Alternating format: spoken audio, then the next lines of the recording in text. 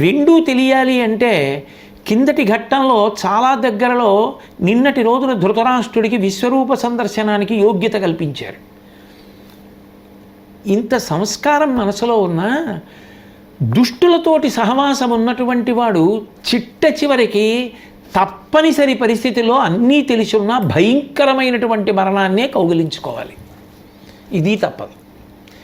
రెండిటినీ నిరూపణం చేస్తే తప్ప మహాభారతం చదువుకున్న వాడికి దేశకాలాలతో సంబంధం లేకుండా దుర్జనులకు దూరంగా ఉండడం, సజ్జనులతో ఎంత కష్టమైనా ఓర్చి కలిసి ఉండడమే నేర్చుకోవాలి. దానివలననే అభ్యున్నతి కలుగుతుంది. వాళ్ళ దగ్గరికి వెళ్ళడం, వాళ్ళతో కలిసి ఉండడం, వాళ్ళ మాట వినడం అంత తేలిక కాదండి అన్న భావన ఉండకూడదు. కష్టపడైనా నేర్చుకోవలసిందే, వాళ్ళతో ఉండవలసిందే, దాన్ని నిలబెట్టుకోవలసిందే. జీవితంలో ఏది పోయినా సజ్జన సాంగత్యం పోగొట్టుకోకూడదు అన్నది మనసులో రూఢం కావాలి అంటే కర్ణుడి చేత కూడా మాట్లాడించాలి కృష్ణ పరమాత్మ. మాట్లాడిస్తే తప్ప ఇవి భవిష్యత్తులో అందరికీ దేశకాలములతో సంబంధం లేని నీతిగా అందదు. అట్లా అందించాలి అంటే కృష్ణ పరమాత్మ కర్ణుడి చేత మాట్లాడించాలి. ఇన్ని కారణములను దృష్టిలో పెట్టుకొని శ్రీకృష్ణ పరమాత్మ ప్రతిపాదన చేశారు. ఆయన సాక్షాత్ భగవానుడు. ఆయన తప్ప ఉచితానుచితములు గ్రహించి లోకమునకు ఏది అందించాలో అది అందించగలిగిన వాడు వేరొకడెవరుంటాడు? అందుకని ఆ కర్ణుడి యొక్క హృదయం తెలుసుకోవడానికి ఇతరమైనటువంటి అనేక విషయములను పరిగణనలోకి తీసుకోవడానికి మనకు అవకాశం ఇవ్వబడింది అన్నారు.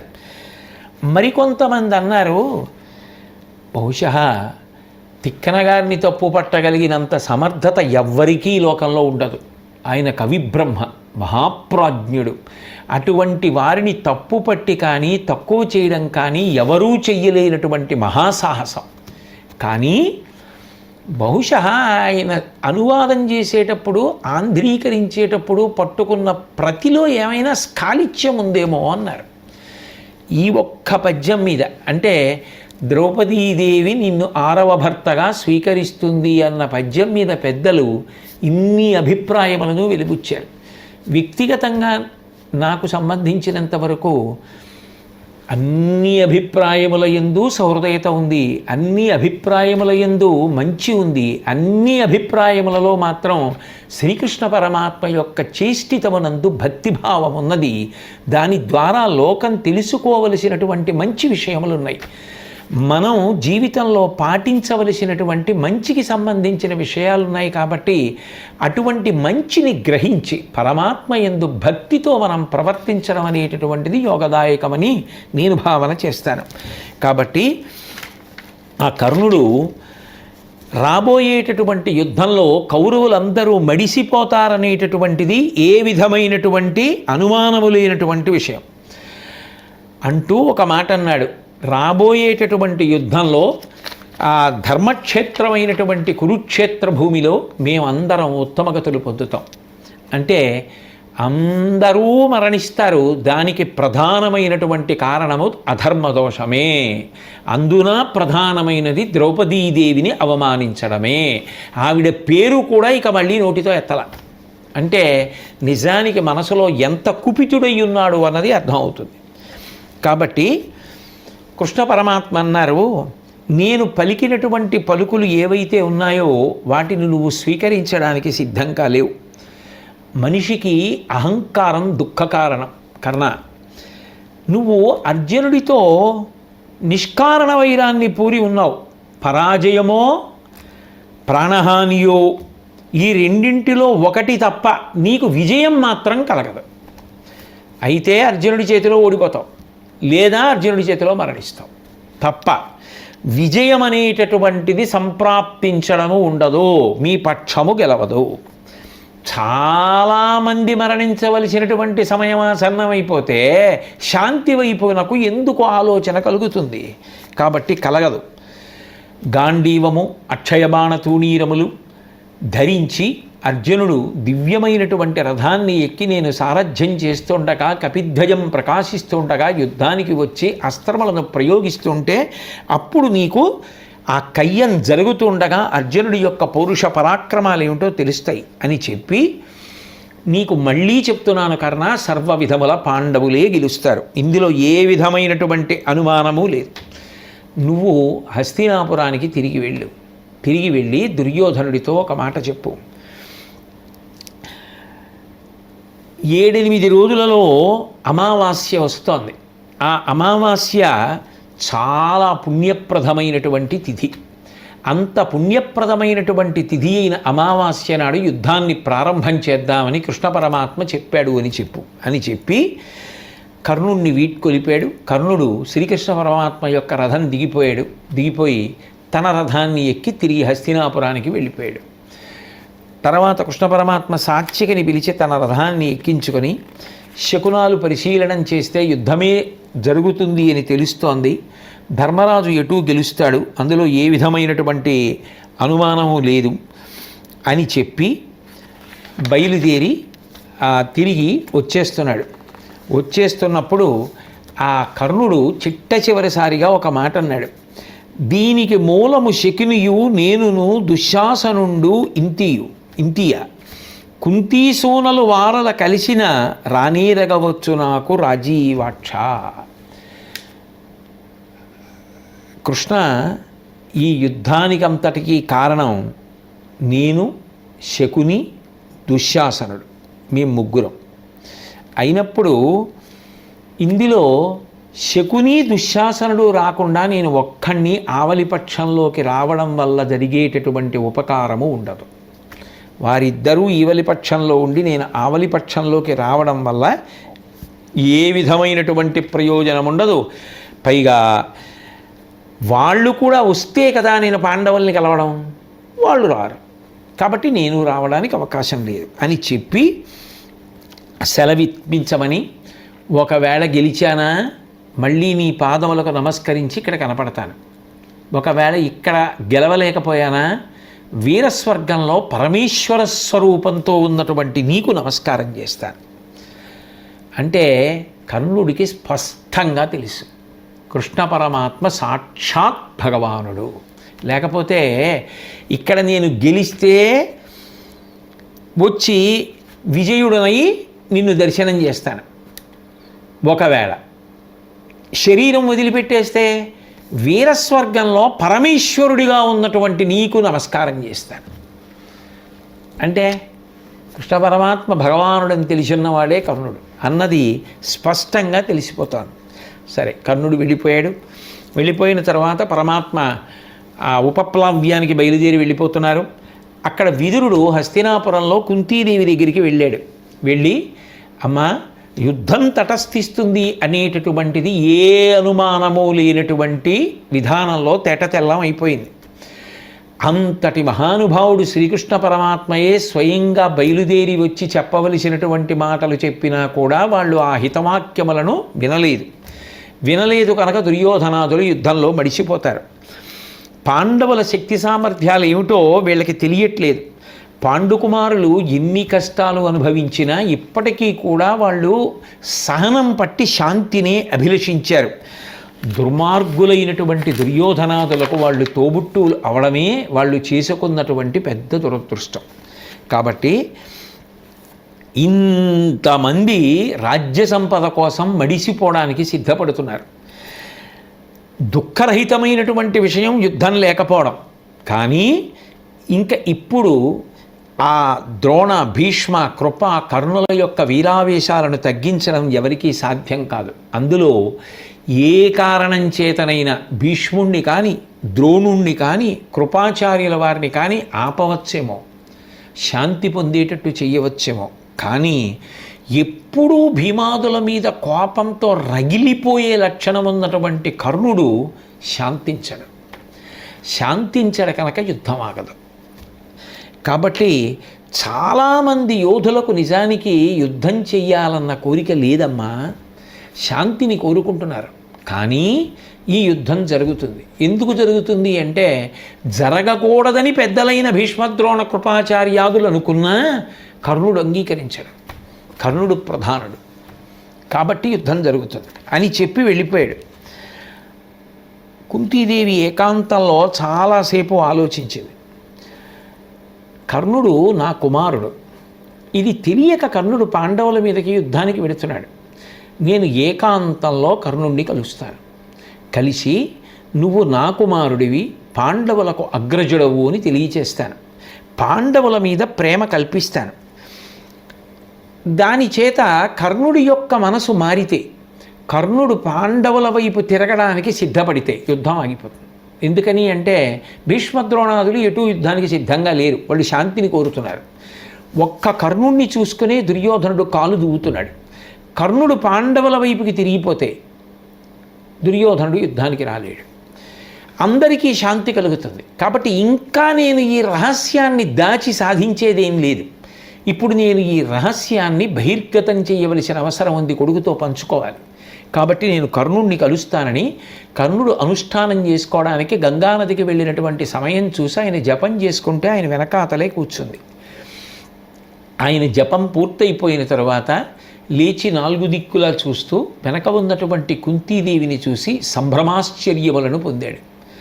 వెంటనే ఆ కనపడినటువంటి కుంతీదేవి దగ్గరికి వచ్చి తన గోత్రము, తాను రాధేయుడనని పరిచయం చేసుకొని, అంటే ఆమెకు గోత్రనామములు చెప్పి సశాస్త్రీయంగా నమస్కారం చేసి, అమ్మ ఏ పని మీద వచ్చావు, నేను ఏ పని చెయ్యాలి అని అడిగాడు.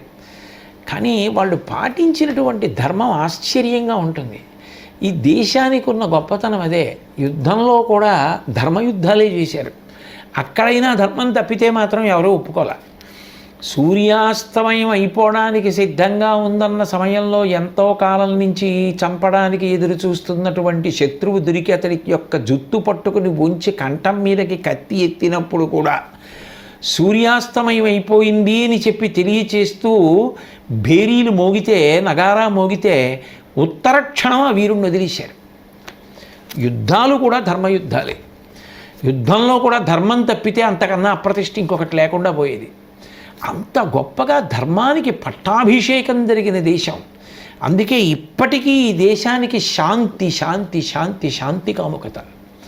దాని వెనక చాలా పరమ విశ్వాసముతో కూడుకున్నటువంటి అంతర్లీనమైన సిద్ధాంతం ధర్మానుష్ఠానం, ఆ ధర్మము మీద ఉన్నటువంటి పూనిక. కాబట్టి నమస్కారం చేసి ఏమమ్మా ఎందుకు వచ్చారు అని అడిగాడు. అడిగితే ఆమె రహస్యంగా కర్ణుడితో మాట్లాడుతూ అంది, వినుము, సూతాన్వయంబున నీవు పుట్టుట బొంకు, ఏను మా కుంతిభోజినింట కన్యనాడు భాస్కరుని రావించితి వరమంత్ర బలమున, బుచ్చి అతడు సంప్రీతి నసగంగ జన్మించినాడవు నాకు, కావున పాండునందనుండవగుదువు ధర్మస్థితి, అట్టి నీ వితరుల కులవనీటికి కురుకులవరేణ్య, ధర్మతనయాదులైన నీ తమ్ములకును ధార్తరాష్ట్రులకును నీవ తగు విభుండ, ఏలుమీ లోకమెల్ల నీకేల రాధ కొడుకి తండను తక్కువ కొడుకు కుర్రా అంది. నేను కుంతిభోజుడి ఇంట్లో కన్యగా ఉన్నటువంటి రోజుల్లో సూర్యభగవానుడి యొక్క అనుగ్రహ విశేషం చేత నిన్ను కన్నాను. నువ్వు కన్యకు పుట్టినటువంటి వాడివి. తదనంతరం నేను పాండురాజుని వివాహం చేసుకున్న కారణం చేత పాండురాజు గారికి పెద్ద కుమారుడివి ధర్మశాస్త్ర రీత్యా. కాబట్టి పాండవులలో నువ్వు పెద్దవాడివి, కాబట్టి నీకు రాజ్యం దక్కుతుంది. ఇటు కౌరవులు కానీ అటు పాండవులు కానీ నీకు విధేయులై ప్రవర్తించాలి. కాబట్టి నా మాట విని నువ్వు నా కుమారుడవు అన్న సత్యాన్ని గుర్తెరిగి పాండవుల వైపుకి వచ్చేసేయి. వచ్చేస్తే ఈ అఖండ సామ్రాజ్యాన్నంతటినీ కూడా నువ్వే పరిపాలన చేస్తూ గానివి. ఈ మాట అనగానే సూర్యబింబంలోంచి వాణి వినబడింది. ఆ కుంతీదేవి ఏది చెప్తోందో అది నిజం. కుమారా, కుంతీదేవికి నాకు జన్మించినటువంటి వాడివి నువ్వని సూర్యబింబం పలుకుతూ ఆమె చెప్పినట్లు నడుచుకుని వృద్ధిలోకి రా, ఇది నీకు మేలు అని సూర్యభగవానుడు పలికాడు. అయితే కర్ణుడు అన్నాడు, అమ్మా నువ్వు చెప్పింది సత్యమే, అయినప్పటికీ నేను ఒకటి చెప్తాను విను. అదేం విచిత్రం, ఒకే సందర్భంలో ఒకేసారి అటు కృష్ణుడు ఇటు కుంతి ఇద్దరూ కూడా కర్ణుడికే హితం చెప్పడానికి ప్రయత్నం చేయడం. ఉద్యోగ పర్వం కదూ, అందరూ యుద్ధం వైపు తమంత తాముగా తమకు తోచినటువంటి ప్రయత్నములు ఏమున్నాయో అవన్నీ చేసినటువంటి పర్వం కాబట్టి ఆ పర్వంలో ఆ సన్నివేశాలు అలాగే వచ్చి చేరిపోయాయి అంతే కాలంలో. ఎందుకంటే ఇక ఆలస్యం చేయడానికి ఆలోచించడానికి అవకాశాలు ఎవరికి లేవు. ఎందుకంటే యుద్ధం దగ్గరికి వచ్చేస్తోంది. ఎవరైనా బయటపడి ఎవరి ప్రయత్నం వాళ్ళు చేయవలసిన సమయం. నేను నీ కడుపున పుట్టినటువంటి మాట పరమ యథార్థమే కావచ్చు, కానీ నీ కడుపున పుడితే నేను ఎటువంటి సంస్కారములను పొందాలో అటువంటి సంస్కారములను నువ్వు నాకు చెయ్యలేదు, అట్లా పెంచలేదు. కానీ ఇహపర సుఖాలు రెండు వదిలిపెట్టి ఇప్పుడు నీ కుమారుడను అని నేను రావడం సరి అయినటువంటి విధానం కాదు. సూర్యభగవానుడి యొక్క అనుగ్రహ విశేషం చేత నేను జన్మించినప్పటికీ కూడా నా పుట్టుక పరమ రహస్యంగా ఉండిపోయింది తప్ప నేను ఇంత వైభవాన్ని సంతరించుకున్నవాడను యథార్థమునకు అన్న విషయాన్ని ఎప్పుడూ ఎవ్వరూ ప్రకటనము చెయ్యలేదు. ఇప్పుడు ఇక వెల్లడి చేయడం వల్ల వచ్చేటటువంటి ప్రయోజనము లేదు. కాబట్టి వెల్లడి చెయ్యకుండా ఉండడమే మంచిదమ్మా. విజయు విక్రమంబు విఖ్యాతమయ్యుండ నేను కుంతి కొడుక భానుజుండననుచు అతని కూడా నరిగిన అతనికి వెరచిపోయినరే వేయునేలా. పడవలసిన కష్టాలన్నీ పడ్డాను. ఎందుకని? ఎప్పుడు బయటికి రావాలో అప్పుడు నా జనన వృత్తాంతం బయటికి రాలేదు. కాబట్టి అర్జునుడికి ఎప్పుడూ శత్రువుగానే పెరిగి పెద్దవాడిని అయ్యాను. ఇప్పుడు అర్జునుడితో యుద్ధం చేయవలసినటువంటి సమయం ఏర్పడిన తరువాత ఇప్పుడు నేను దుర్యోధనాదుల్ని వదిలిపెట్టి అర్జునుడి వైపుకి వెళ్ళిపోతే అమ్మ మళ్ళీ నాకు ఇంకొక అప్రతిష్ట వస్తుంది. ఏమని అంటే నేను కుంతి కొడుకుని, నేను సూర్యుడి కొడుకుని అని అవతల అర్జునుడి యొక్క పరాక్రమానికి భయపడిపోయి అటు పక్షాన కర్ణుడు చేరిపోయాడు అంటారు. కాబట్టి అతనికి పరిపోయినరే నేను అందుకని అర్జునుడికి భయపడి అటువైపుకి వెళ్ళిపోయానంటారు. కానీ అమ్మ నువ్వు ఇప్పుడు వచ్చి నాకు ఈ విషయం చెప్పావు అందుకు నేను వెళ్ళానంటారా?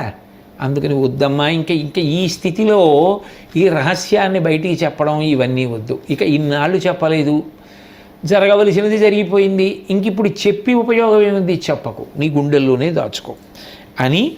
ఇంకా ఈ సమయంలో యుద్ధం దగ్గరికి వచ్చేస్తున్న సమయంలో ఆ కురుపతిని విడిచిపెట్టడం నా వల్ల సాధ్యమయ్యేటటువంటి పని కాదు. ఇన్నాళ్ళ నుంచి ఆ తిండి తిని జీవిస్తున్నటువంటి నేను విశ్వాస ప్రకటనం చెయ్యవలసినటువంటి సమయంలో కృతజ్ఞుడనై ప్రవర్తించలేను. నీ పలుకెంత ఓలినను నిర్ణయమిట్టిదే కాని యొండు లేదు. ఈ పనిమీది భారమున నీవిట వచ్చితిగాన పాండవుల్ సెపడిరేని చంపను. అరసేయక చెప్పెదా సవ్యసాచిపై కోపము పెద్ద, వాడు సమకూరిన బిట్టర చంపుతుంజుమి. ఎంత ధర్మయుక్తంగా నువ్వు చెప్పినా నేను మాత్రం ఈ సమయంలో ఈ సందర్భంలో ఇంకొకలా ప్రవర్తించి నా అంతరాత్మకు వ్యతిరేకంగా నడవలేను. కాబట్టి నువ్వు ప్రతిపాదించినట్లు నేను చెయ్యలేను. నువ్వు చాలా పెద్ద కార్యభారంతో నా దగ్గరికి వచ్చావు. అందుకని మనసులో కపటం లేకుండా త్రికరణ శుద్ధిగా చెప్తున్నాను. యుద్ధంలో ధర్మరాజు కానీ, భీముడు కానీ, నకులుడు కానీ, సహదేవుడు కానీ నా చేతికి చిక్కినా నేను వాళ్ళని చంపను, వదిలేస్తాను. అర్జునుడు దొరికితే మాత్రం వదలను. ఎందుకని అంటే మొట్టమొదటి నుంచి నాకు అర్జునుడి మీద అంత కోపం అన్నమాట యథార్థం. అందుకని అర్జునుడు దొరికితే మాత్రం, ఎదురు పడితే మాత్రం, ఇద్దరికి యుద్ధం జరిగితే మాత్రం అర్జునుడిని చంపడానికి ప్రయత్నిస్తా, చంపగలిగితే చంపేస్తా. సవ్యసాచి చేత చచ్చుటయు కీర్తి కరమ అతడు లోనుగాగా ఏ ఊరు ఏనులోనుగాగా ఏ ఊరు గాని నీ కొడుకులార్వురనుట విడువుమింకా. అమ్మా సవ్యసాచి చేత చచ్చుటయు కీర్తి. ఆ సవ్యసాచి రెండు చేతులతో యుద్ధము చేయగలిగినటువంటి అర్జునుడు ఉన్నాడే, అర్జునుడితో యుద్ధం చేసి అర్జునుడి చేతిలో చచ్చిపోవడం కూడా కీర్తి. అంతటి మహావీరుడితో యుద్ధం చేసి చచ్చిపోయాడంటారు. లేదు అర్జునుడిని నేను చంపిన కీర్తి. కానీ ఒక్కటి మాత్రం నిజం, అర్జునుడు చచ్చిపోయి నేను బతికినా నీకు 5 కొడుకులు ఉన్నట్టే. ఎందుకనంటే ధర్మరాజు, భీముడు, నకులుడు, సహదేవుడు, నేను 5. ఒకవేళ అర్జునుడి చేతిలో నేను చనిపోయినా ఆ 5 ఉన్నారు కాబట్టి నీకు 5 కొడుకులే. అమ్మాయికి నీ జీవితంలో 6 కొడుకులు ఉండే అవకాశం లేదు. ఇత పూర్వమంతా నువ్వు 5 కొడుకుల తల్లివి అని ప్రఖ్యాతి. ఇక ఇప్పుడు కూడా 5 కొడుకుల తల్లిగానే ఉంటావు. నేను అర్జునుడు ఎవరో ఒకళ్ళమే ఉంటాం తప్ప ఇద్దరూ ఉండడం సాధ్యపడేటటువంటి విషయం కాదు అని కుంతీదేవితో చెప్తే, ఇక ఇది భగవత్ సంకల్పం, దీన్ని మార్చడం ఎవరి వలన సాధ్యం కాదని ఆమె చాలా దుఃఖాన్ని పొంది, నువ్వు ఇచ్చినటువంటి మాట మాత్రం మర్చిపోవద్దు. యుద్ధంలో ధర్మరాజు కానీ, భీముడు కానీ, నకులుడు కానీ, సహదేవుడు కానీ నీ చేత దొరికినా చంపను అని నాకు మాట ఇచ్చావు. ఆ మాట నిలబెట్టుకోమని ఆయనకి గుర్తు చేసి, ఒకవేళ అర్జునుడికి నీకు యుద్ధం జరిగినప్పుడు అర్జునుడిని సంహరించడానికి ప్రయత్నిస్తానని అన్నావు. నువ్వు అలా ప్రయత్నం చేసినా అర్జునుడిని సంహరించగలిగినా నాకు అభ్యంతరం లేదు, మిగిలిన 4 జోలికి వెళ్ళకూడదు అని బహుశా కుంతీదేవికి కూడా నిశ్చయాత్మకంగా తెలిసి ఉంటుంది అర్జునుడి చేతిలో కర్ణుడే పడిపోతాడని. అందులో అనుమానం ఎందుకుంటుంది? కాబట్టి ఆ కర్ణుడి దగ్గర మాట తీసుకొని, ఎప్పటికీ నేను 5 బిడ్డల తల్లిని అన్న మాట బహుశా కుంతిని లోపల కాల్చేసి ఉంటుంది. చెట్టు పైకి ఎంత ఆకుపచ్చగా ఉన్నా తొర్రలో అగ్నిహోత్రం పుట్టిందనుకోండి, పైకి నవనవలాడుతూ చెట్టున్నా అది లోపల కాలుతూ ఎంత బాధపడుతుంటుందో, బహుశా కర్ణుడు ఆకరణ చెప్పినటువంటి మాటకి కుంతీదేవి కూడా అంతా మనసులో పరితాపాన్ని పొంది ఉంటుంది. ఆ కర్ణుణ్ణి కౌగిలించుకొని వీడ్కోలు తీసుకుని బయలుదేరుతుంటే ఆ కర్ణుడు ఆమెకి నమస్కరించాడు. ఇద్దరూ కూడా నేను చెయ్యగలిగినది కన్నందుకు ఆవిడికి చేశాను, మాట ఇచ్చానని కర్ణుడు సంతోషించాడు. చాలు, కొడుకుల్ని రక్షించుకోగలిగాను 4 అని ఆవిడ సంతోషించింది. ఇద్దరూ సంతోషించి వెళ్ళిపోయారు. వెళ్ళిపోయిన తర్వాత శ్రీకృష్ణ పరమాత్మ ఉపప్లావ్యానికి చేరుకున్నారు. చేరుకుని ఆ ధర్మజాదులందరినీ కూర్చోపెట్టి ఆ కురుసభలో జరిగినటువంటి వృత్తాంతాల్ని, కురుసభలో జరిగినటువంటి విశేషాల్ని, సంధి కుదరకపోవడాన్ని అన్నిటినీ కూడా వివరించారు. వివరించి ఇక యుద్ధం చెయ్యడం వినా మార్గం లేదు కాబట్టి యుద్ధ సందర్భంగా చేయవలసినటువంటి ప్రయత్నములన్నీ ప్రారంభం చేయమన్నారు. ఉద్యోగపర్వం కాదు, ఆ దిశగా ప్రయత్నములు జరగాలి. కాబట్టి అన్నిటికన్నా ముందు సర్వసైన్యాధిపతిని నియమించాలి, అది అత్యంత ప్రధానం. కాబట్టి ఎవరిని సర్వసైన్యాధిపతిగా నియమించాలి అన్న సందర్భం వచ్చినప్పుడు విరాటరాజు గారి పేరు వచ్చింది. అర్జునుడు మాత్రం దృష్టద్యుమ్నుడి యొక్క పేరు ప్రతిపాదించాడు. ప్రతిపాదిస్తూ అన్నాడు, ఆయన పుట్టినదే ద్రోణ సంహారం కోసం పుట్టాడు. తండ్రి అయినటువంటి ద్రుపద మహారాజు గారు చేసినటువంటి యజ్ఞంలోంచి పుట్టినటువంటి వాడు. అన్నిటినీ మించి ఆయన యజ్ఞం చేసినప్పుడు ద్రోణుణ్ణి చంపగలిగిన కొడుకు కావాలి అని యజ్ఞం చేశాడు. భీష్మద్రోణులు ఇద్దరూ కూడా 2 మూల స్తంభాలు ఆవలి వైపు. అటువంటి వాడు తప్ప యువతల వైపు సర్వసైన్యాధిపత్యంలో ఉండి భీష్మద్రోణుల యొక్క పరాక్రమాన్ని తట్టుకోగలిగిన వాడు వేరొకడు కనపడడం. కాబట్టి దృష్టద్యుమ్నుడికి ఈ సర్వసైన్యాధిపత్యాన్ని ఇద్దాం. 2, ఆయన ఆవిర్భవించిందే అగ్నికుండంలోంచి ఆవిర్భవించాడు. విశేషించి అగ్నిజ్వాల ఎలా ఉంటుందో అంతటి ప్రకాశవంతమైనటువంటి స్వరూపంతో ఉంటాడు. సహజమైనటువంటి ఆ తేజస్సు కలిగినటువంటి వాడు, విశేషమైనటువంటి శౌర్యము ప్రతాపము కలిగినటువంటి వాడు. అన్నిటికన్నా ప్రధానమైనటువంటి విషయం, తిరుగులేని రీతిలో ఆవలి వైపు భీష్ముడే సర్వసైన్యాధిపత్యాన్ని వహిస్తాడు. దుర్యోధనుడు భీష్ముడినే ప్రార్థన చేస్తాడు. కాబట్టి భీష్ముడు సర్వసైన్యాధిపత్యం వహించి యుద్ధానికి వస్తే భీష్ముడిని తట్టుకోగలగాలి అంటే, అలా నిలబడగలగాలి అంటే తప్పకుండా దానికి తగిన శక్తి సామర్థ్యములు ఉన్నవాడై ఉండాలి. లేకపోతే సైన్యాన్ని కాపాడలేడు. అటువంటి శక్తి సామర్థ్యములు కలిగినటువంటి వాడు, కారణజన్ముడైనటువంటి వాడు దృష్టద్యుమ్నుడు కనుక ఆయనకి సర్వసైన్యాధిపత్యం ఇద్దామన్నాడు. ధర్మరాజు గారు అన్నాడు, శ్రీకృష్ణ పరమాత్మ మనందరికీ కూడా పెద్ద దిక్కు, ఆయన ఏ మాట చెప్తే ఆ మాట చేద్దాం. కృష్ణ పరమాత్మ కూడా దృష్టద్యుమ్నుడికే సర్వసైన్యాధిపత్యం ఇద్దామన్నారు. కాబట్టి ఆ దృష్టద్యుమ్నుడిని సర్వసైన్యాధిపతిగా అభిషేకించారు. తదనంతరం 7 అక్షౌహిణీల సైన్యానికి కూడా ఒక్కొక్క అక్షౌహిణికి ఒక్కొక్కరిని నాయకుడిగా నియమించారు.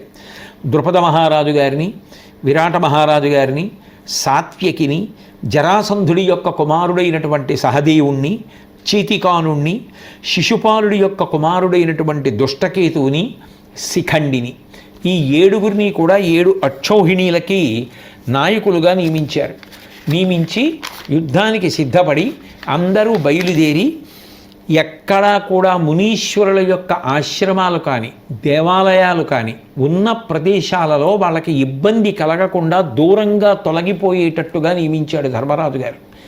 ఎంత మర్యాద పాటించేవారో చూడండి. తపస్సులో ఉన్నటువంటి మునీశ్వరుల యొక్క ఆశ్రమాల పక్క నుంచి 7 అక్షౌహిణీల సైన్యం విడితే వాళ్ళ ప్రశాంతతకి భంగపాటు కలుగుతుందని అసలు ఆ ఆశ్రమాలకి దగ్గర నుంచి వెళ్ళలేదు. 2, ఎక్కడెక్కడ దేవాలయాలు ఉన్నాయో ఆ దేవాలయాలకి దూరంగా వెళ్ళింది సైన్యం అంతా. అంటే దేవాలయము అంటే భగవంతుడు ఉండేటటువంటి స్థానం, అంతటా ఉంటాడు, విద్యుత్ అంతటా ఉంటుంది. ఒక దీపంలో కాంతిగా పైకి పొటమరించలా, అట్లాగే అంతటా ఉన్న భగవానుడు ఒక చోట రూపం దాల్చి పైకి వ్యక్తమవుతాడు. అటువంటి దేవాలయం పరమ పవిత్రం కాబట్టి దేవాలయాలకి దూరంగా వెళ్ళింది సైన్యం. అది ధర్మరాజు గారి యొక్క సంస్కారవంతమైన బుద్ధి. చిట్ట చివరికి ఆ కురుక్షేత్రాన్ని చేరుకొని హిరణ్వతి అనబడేటటువంటి నదీ తీరంలో సైన్యం అంతా విడిది చేసింది. ఎందుకని అంటే అక్కడ గడ్డి సమృద్ధిగా లభిస్తుంది. ఎన్నో ఏనుగులు, గుర్రాలు ఇవన్నీ ఉంటాయి, వాటికి ఆహారం లభించాలి, సమృద్ధిగా గడ్డి లభిస్తుంది. కాబట్టి 2 వంట చెరుకు తెచ్చుకున్న సంభారములు ఉంటాయి, కానీ వంట చేసుకు తినకుండా ఎలా యుద్ధం చేస్తారు? వంటలు జరగాలి అంటే వంట చెరుకు కావాలి, సమృద్ధిగా వంట చెరుకు ఉంది. అట్లాగే నీరు అనేటటువంటిది అత్యంత ప్రధానం. ఆ హిరణ్వతి నది ఉంది కాబట్టి సమృద్ధిగా నీరు ఉంది. ఈ 3 సమృద్ధిగా లభిస్తున్నాయి. సమతలంగా భూమి ఉంది కాబట్టి ఇక్కడ విడిది చేద్దామని ధర్మరాజు గారు నిర్ణయం చేశాడు. అక్కడ 7 అక్షౌహిణీల సైన్యం కూడా విడిది చేసింది. తెల్లటి గొడుగులు పట్టారు ధర్మరాజు గారికి. యుద్ధానికి బయలుదేరి వచ్చి విడిది చేశారు. పరమమంగళప్రదంగా ధర్మరాజు గారి సైన్యం అంతా కూడా అక్కడికి చేరుకున్న తర్వాత ఆవలి పక్షంలో దుర్యోధనుడు తనకున్నటువంటి 11 అక్షౌహిణీల సైన్యానికి కూడా 11 మందిని నాయకులుగా నియమించాడు. ద్రోణాచార్యుల వారు, రాధేయుడు, అశ్వత్థామ, బాహ్లికుడు, శల్యుడు, కృపాచార్యుడు, భూరిశ్రవుడు, శకుని, కృతవర్మ, కాంభోజరాజు, సైంధవుడు, వీళ్ళని 11 మందిని 11 అక్షౌహిణీలకి నాయకులుగా నియమించాడు. ఇక సర్వసైన్యాధిపత్యం ఇవ్వాలి. ఆ సర్వసైన్యాధిపత్యం ఇవ్వడం కోసమని పెద్దవాడు, మహానుభావుడు, తనంత తాను కోరుకుంటే తప్ప మరణము రానివాడు, అంతటి మహానుభావుడైనటువంటి భీష్మాచార్యుల వారి దగ్గరికి వెళ్ళి, నీవు తప్ప వేరొకరు ఎవరు సర్వసైన్యాధిపత్యాన్ని స్వీకరించడానికి తగిన వారు ఉన్నారు, కాబట్టి మీరు స్వీకరించవలసింది అని ప్రార్థన చేశాడు. మమ్మల్ని కాపాడు, యుద్ధాన్ని నిర్వర్తించు, విజయాన్ని కట్టపెట్టు అని అడిగితే భీష్ముడు నిష్పక్షపాతంగా ఉన్న విషయాన్ని ఉన్నట్టుగా చెప్పాడు. నేను సర్వసైన్యాధిపత్యం స్వీకరించడానికి సిద్ధమే, నాకు అందులో ఏ విధమైనటువంటి రెండవ అభిప్రాయము లేదు, నేను సంసిద్ధుడని. కానీ నేను సర్వసైన్యాధిపత్యం చేసినా దుర్యోధన కొన్ని విషయాలు మాత్రం జ్ఞాపకం ఉంచుకో, ముందే చెప్పాడు. ఇది బాగా గుర్తుపెట్టుకోవాలి. ఇది చెప్తే అంగీకరించి దుర్యోధనుడు సర్వసైన్యాధిపత్యం ఇచ్చాడు. ఇచ్చిన తర్వాత ఇక భీష్ముడిని నిందించకూడదు కదా. ఈ విషయాలు భీష్ముడు స్పష్టంగా చెప్తున్నాడు. మీరు నాకు ఎంత ప్రేమించదగినవారో పాండుకుమారులు కూడా నాకు అంత ప్రేమించదగిన వారే. ఈ వంశాన్నంతటినీ కూడా నేను పెంచి, నేను మీ పక్షంలోనే ఉంటాను, మీ పక్షాన యుద్ధం చేస్తాను, అంతవరకు మాత్రం ఏ విధమైనటువంటి సందేహము లేదు. అది సముచితమైనటువంటి విషయం కూడా. కానీ సేనాధిపత్యమునకు తగపూనెద నన్ను మార్కొనంగా పురుషుల నుర్విగాన కిరీటిని ఒక్కనికే నోర్వ అతండు శరములిక్కుడిరుంగున్. నేను సర్వసైన్యాధిపత్యాన్ని స్వీకరించి యుద్ధం చెయ్యడానికి సిద్ధపడి ఉన్నాను. నన్ను ఎదుర్కొనగలిగినటువంటి పురుషుడు ఈ భూమి మీద లేడు. కానీ ఒక్క అర్జునుడితో మాత్రం నేను యుద్ధం చెయ్యలేను. ఎందుకని అంటే నాకన్నా ఎక్కువ అస్త్రములు నిజానికి భీష్ముడి ఆ అర్జునుడికి తెలుసు.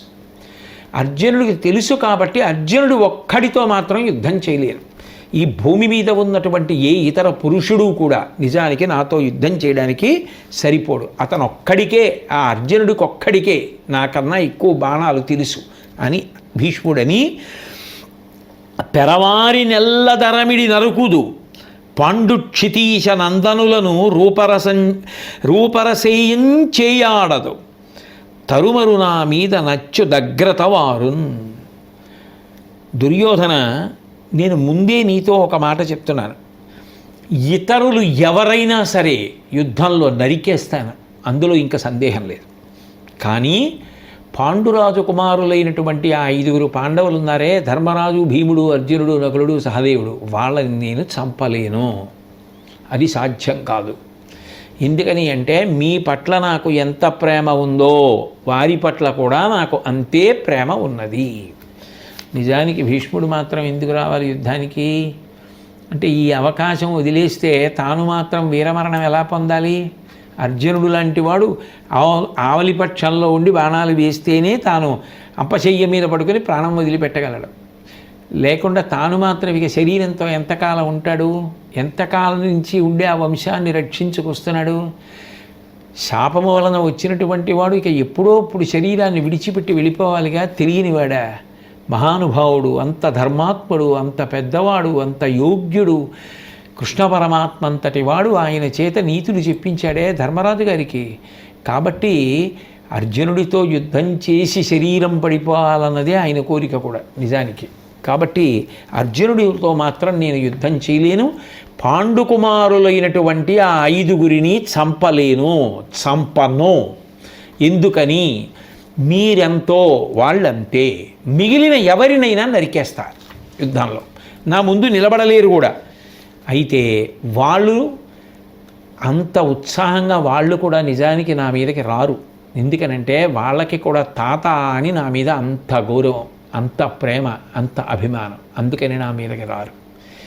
నేను వాళ్ళని చంపలేను. ఇప్పుడే చెప్తున్నాను ఆ విషయం.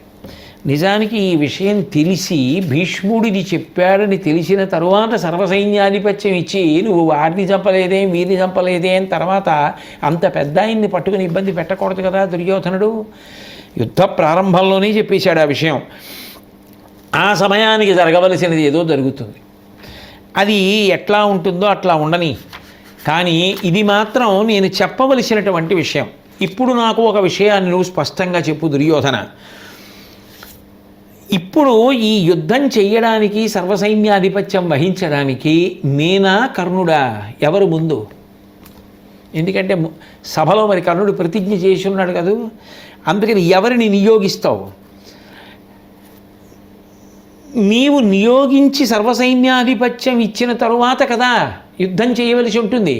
అందుకని ఇద్దరిలో ఎవరు ముందు చెప్పు అంటే కర్ణుడు వెంటనే దుర్యోధనుడితో అన్నాడు, ఇప్పుడు కొత్తగా దీనిని చెప్పంగానేలా మున్న చెప్పితి కాదే, ఎప్పుడు భీష్ముడు వడు నేనప్పుడు అనికి వచ్చువాడనని సభలోనన్. ఇప్పుడు చెప్పడం ఏమిటి? ఇంతకు ముందే చెప్పాను. భీష్ముడు యుద్ధరంగంలో మరణించిన తరువాత నేను యుద్ధానికి వస్తాను, అప్పటి వరకు నేను రాను. అసలు ఇంకా యుద్ధం మొదలవలేదు, వీళ్ళ యుద్ధం మొదలైపోయింది. వీళ్ళని నమ్ముకుని యుద్ధానికి ఎడుతున్నాడు. అసలు ముందు సర్వసైన్యాధిపతి పట్లే ఎంత అమంగళకరమైన మాట.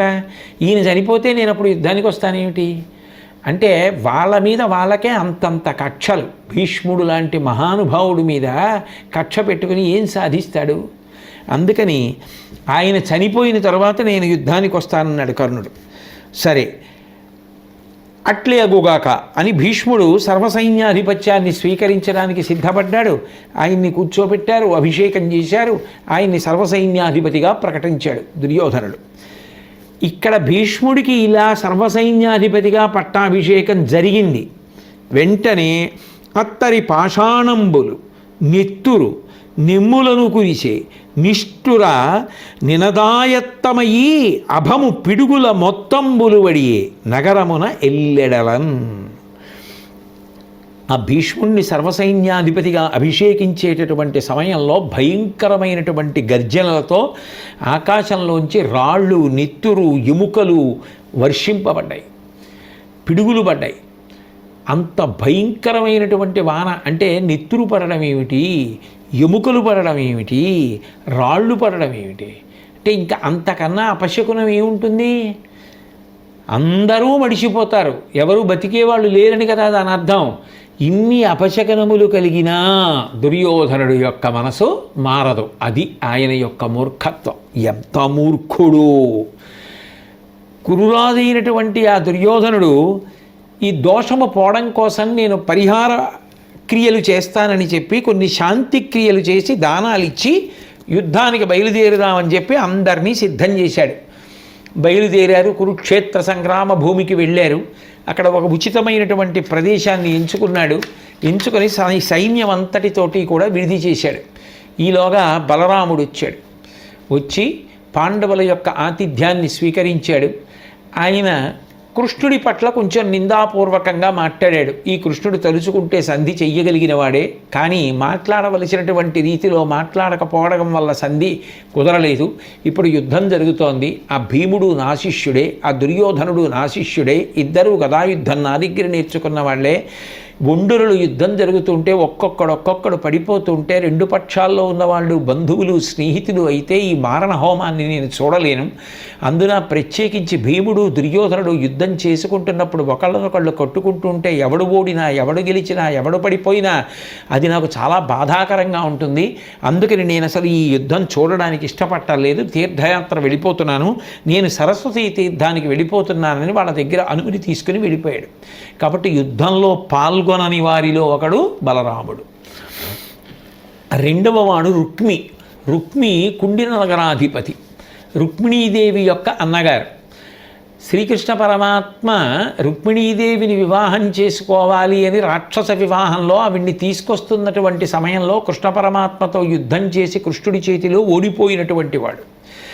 అటువంటి రుక్మి బయలుదేరి పాండవులు ఉన్న ప్రదేశానికి వచ్చాడు.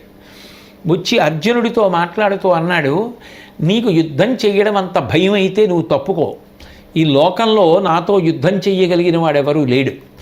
నేను యుద్ధం చేసి మిమ్మల్ని గెలిపించేస్తాను అన్నాడు. అంటే అర్జునుడు అన్నాడు, ఒకనాడు ఎవరి సహకారం ఉందని నేను దుర్యోధనాదులు ఘోషయాత్రకు వస్తే గంధర్వులను గెలిచాను. ఎవరి సహకారం ఉందని గోగ్రహణం సమయంలో ఆవులన్నింటినీ కూడా మరల్చి విరాట నగరానికి పంపించి భీష్మద్రోణాదుల్ని కూడా జయించగలిగాను. ఇవాళ సాక్షాత్ శ్రీ మహావిష్ణువు అయినటువంటి శ్రీకృష్ణ పరమాత్మయే రథసారథ్యం చేసి నాకు అండగా నిలబడి ఉండగా వేరొకరు నాకు అవసరమే ఉంది. నీ అవసరం నాకేం లేదు. అంత అవసరం పడితే అప్పుడు కబురు చేస్తానులే, ఇప్పుడు నీ అవసరం లేదు, నువ్వు వెళ్ళన్నాడు. అవమానం పొంది వీళ్ళు నా సహకారం అక్కర్లేదంటున్నారని కోపగించి మళ్ళీ దుర్యోధనుడి దగ్గరికి వెళ్ళాడు. వెళ్ళి దుర్యోధనుడితో కూడా ఇలాగే అతిశయంగా మాట్లాడాడు. నీకు యుద్ధం చేయడం చేత కాకపోతే చెప్పు, లోకంలో నాతో యుద్ధం చేసేవాడు లేడు, నేను చేసి నిన్ను గెలిపించేస్తానని. అసలే అహంకారి దుర్యోధనుడు. నీ అవసరం నాకు అంతకన్నా లేదు, వెళ్ళిపోమన్నాడు. ఇద్దరూ వద్దన్నారన్న బాధతోటి యుద్ధం చేయకుండా మళ్ళీ తిరిగి కుండి నగరానికి వెళ్ళిపోయాడు రుక్మి. అందుచేత యుద్ధంలో పాల్గొననటువంటి వారిలో ఒకడు బలరాముడు, రెండవ వాడు రుక్మి. వీళ్ళిద్దరూ మాత్రం యుద్ధం చెయ్యలేదు. ఇక యుద్ధం ప్రారంభమవుతుందనగా ఈ దుర్యోధనాథులు శకుని యొక్క కుమారుడైనటువంటి ఉలూకుణ్ణి పిలిచి పాండవుల దగ్గరికి వెళ్ళి కఠినమైన మాటలతో కూడుకున్నటువంటి రాయబారాన్ని నిర్వర్తించమని అడిగారు.